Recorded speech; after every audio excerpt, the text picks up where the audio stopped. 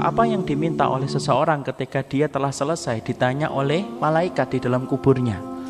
Maka kemudian dikatakan oleh Rasulullah dalam riwayat Barra bin Azib, kalau seseorang itu telah selesai, ketika dia telah didatangi oleh para malaikat, di mana malaikat itu bertanya kepadanya dengan 3 pertanyaan. Man rabbuka, siapa Rabbmu, siapa nabimu, dan apa agama yang diutus kepadamu. Kalau seseorang itu telah selesai dengan ini, maka sesungguhnya orang-orang ketika mereka telah mendapati dia telah ditanya oleh tiga pertanyaan oleh malaikat, maka kemudian orang-orang itu lalu berkata ketika si mukmin, aqimis sa'ah hatta arji ila ahli. Lalu kemudian orang-orang ketika mereka telah selesai ditanya oleh para malaikat dengan 3 pertanyaan tentang Rabbnya, tentang nabinya, tentang agama yang diutus kepadanya, maka sesungguhnya seseorang yang ada di dalam kuburnya lalu berkata, aqimis sa'ah. Kalau tadi minta disegerakan untuk bertemu dengan alam barzah, ketika dia sudah selesai berada di alam barzah, ketika dia mendapati mampu menjawab pertanyaan yang diberikan oleh malaikat dengan pertolongan Allah, yusabbitullahu alladhina amanu bil qawli tsabit fil hayatid dunya wa fil akhirah. Allah teguhkan hati, Allah teguhkan lisan orang yang beriman dalam kehidupan dunia dan di akhirat. Salah satunya ketika dia mampu menjawab pertanyaan para malaikat di alam kuburnya.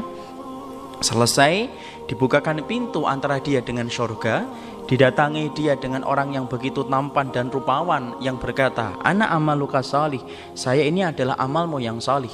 Setelah dia melihat batasan surga yang tidak ada batasannya, dia melihat teman yang rupawan yang menunjukkan amal salihnya yang akan mendampingi dia sampai hari kiamat, maka orang itu lalu berkata, aqimis sa'ah, tolong ya Allah cepat tegakkan hari kiamat, hatta arji ila ahli, sampai kemudian aku bertemu dengan keluargaku kembali. Jadi ini menunjukkan kepada kita, Masya Allah, sesungguhnya kenikmatan bersama dengan keluarga itu kenikmatan yang besar. Sampai ketika orang itu pertama kali ketika mereka telah mampu menyelesaikan ujian di dalam alam kuburnya, setelah dia mampu menyelesaikan ujian di dalam alam kuburnya, barulah dia teringat dengan keluarganya. Makanya dia kemudian berkata kepada Rabbnya, aqimis sa'ah ya Rabbi, tolong tegakkan hari kiamat cepat wahai Rabbku, hatta arji ila ahli, sampai aku bertemu kembali dengan keluargaku. Jadi Masya Allah, inilah kenikmatan yang Allah berikan kepada keluarga.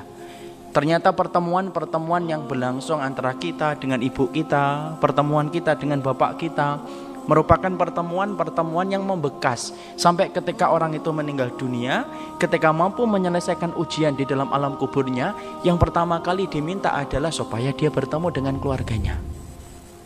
Padahal kita paham, hakikat pertemuan itu kalau bagi kehidupan manusia itu ada berapa? Ada 4. Hakikat pertemuan dan perpisahan dalam kehidupan kita itu hakikatnya ada 4. Ini kita harus paham dulu, ya, supaya kemudian kita mampu untuk menjelaskan hadis yang tadi.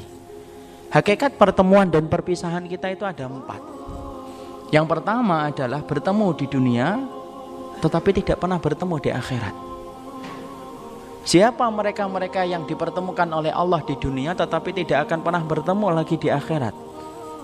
Yaitu adalah orang-orang kafir, orang-orang musyrik, orang-orang yang memiliki penyakit kemunafikan yang mengeluarkan ia dari agama Allah.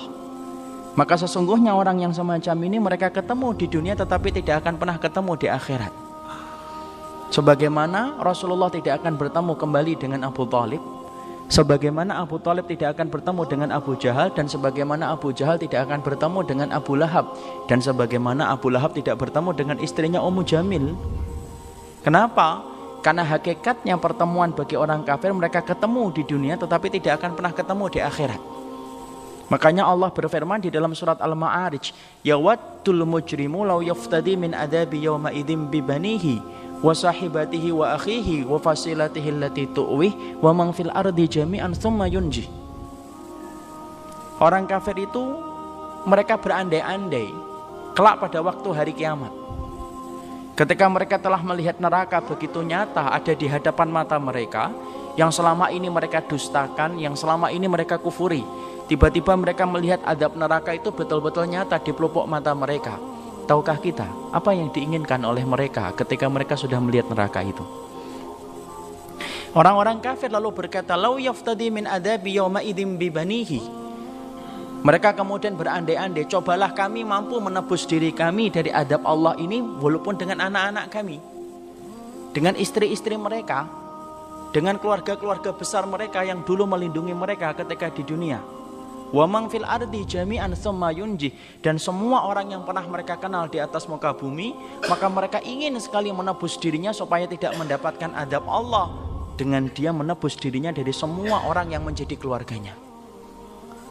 Jadi orang kafir ketika mereka kelak pada waktu di hadapan Allah Subhanahu wa taala, sesungguhnya orang-orang kafir itu menggadaikan keluarga mereka, tidak ingin ketemu.